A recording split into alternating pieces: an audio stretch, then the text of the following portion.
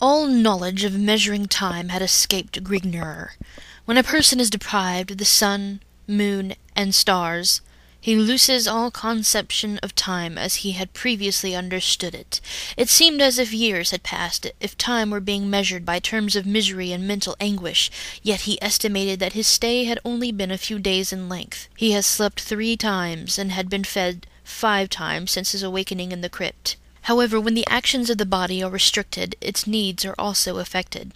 The need for nourishment and slumber are directly proportional to the functions the body has performed, meaning that when free and active Grignr may become hungry every 6 hours and witness the desire for sleep every 15 hours, whereas in his present condition he may encounter the need for food every 10 hours and the want for rest every 20 hours. All methods he had before depended upon were extinct in this dismal pit.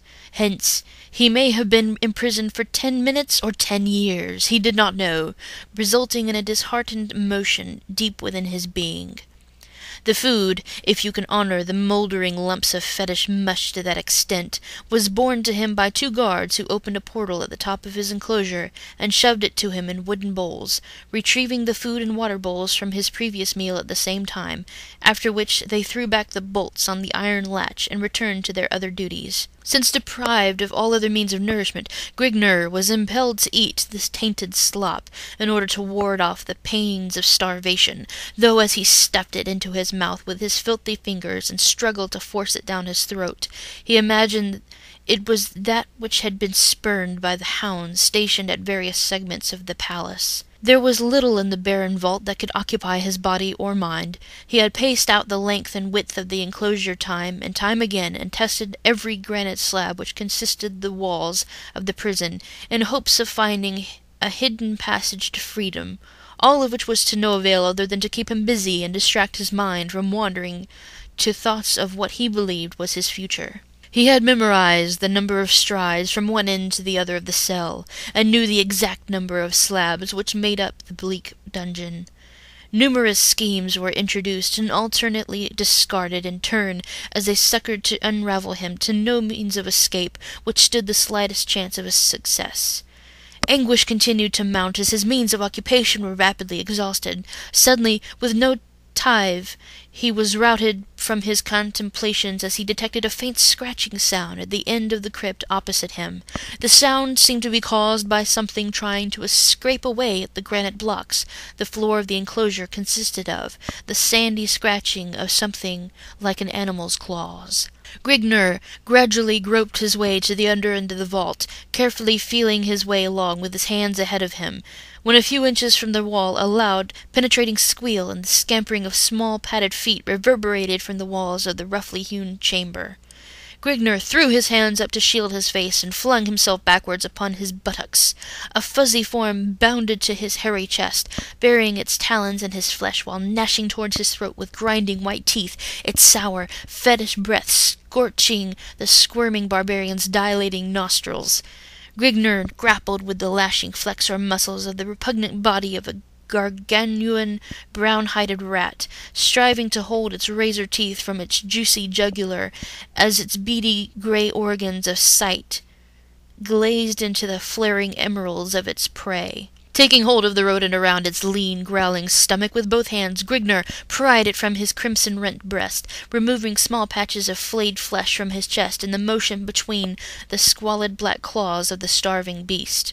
Holding the rodent at arm's length, he cupped his right hand over its frothing face, contracted his fingers into a vice-like fist over the quivering head. Retaining his grips on the rat, Grignr flexed his outstretched arms while slowly twisting his right hand clockwise and his left hand counterclockwise motion.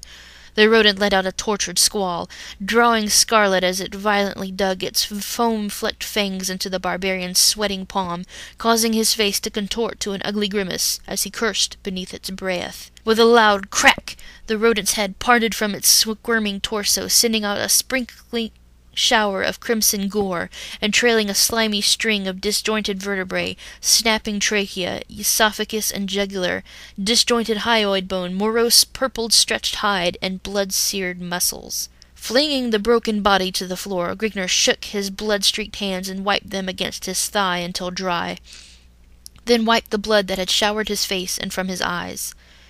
Again, sitting himself upon the jagged floor, he prepared to once more revamp his glum meditations.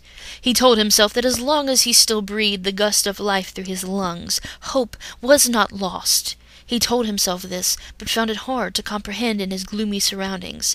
Yet he was still alive, his bulging sinews at their peak of marvel, his struggling mind floating in a myriad of impressed excellence of thought. Plot after plot sifted through his mind in energetic contemplations. Then it hit him. Minutes may have passed in silent thought or days, he could not tell, but he stumbled at last upon a plan that he considered as holding a slight margin of plausibility. He might die in the attempt, but he knew that he would not submit without a final bloody struggle. It was not a foolproof plan, yet it built up a store of renewed vortex energy in his overwrought soul. Though he might perish in the execution of escape, he would still be escaping the life of infinite torture in store for him. Either way, he would still cheat the gloating prince of the succored revenge his sadistic mind craved so dearly. The guards would soon come to bear him off to the princess-buried mines of dread, giving him this sought-after opportunity to execute his newly formulated plan.